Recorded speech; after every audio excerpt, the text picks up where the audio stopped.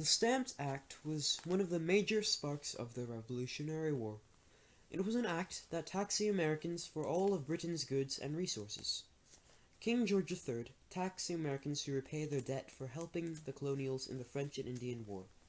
It issued that, for every skin or piece of vellum, or parchment, or sheet or piece of paper, on which shall be engrossed, written, or printed any monition, libel, answer, allegation, inventory, or renunciation in ecclesiastical matters in any court or probate, court of the ordinary, or other court exercising ecclesiastical jurisdiction, within the said colonies and plantations, a stamp duty of 1 shilling.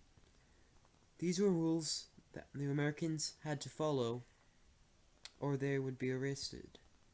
It infuriated them, and they rioted through the cities of future America.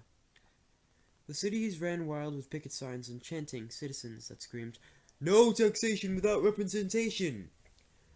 The Stamp Act was issued by George III. The whole colony was furious and started a boycott of all British goods. One of the ways the colonies revolted was the Tea Party. It happened on May 10th, 1773. It was when a bunch of colonials threw 92,000 pounds of tea off a British cargo ship docked in Boston. On March 5th, 1770, over 50 Americans marched up to a British officer and his sentinel and attacked him with his troops. Captain Preston called in troops to attack the colonials. That scene was turned into a famous painting called The Bloody Massacre.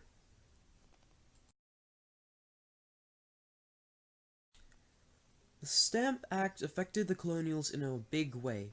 It made them feel like slaves in their own homes, doing whatever England tells them to. It shows that they have no power in their community. The Stamp Act was a big leap to the start of the American Revolution that forms a country of independence and freedom.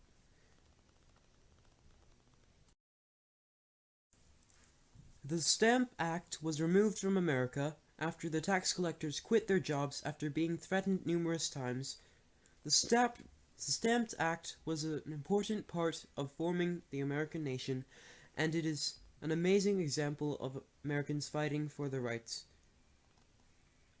and taking responsibility for their future.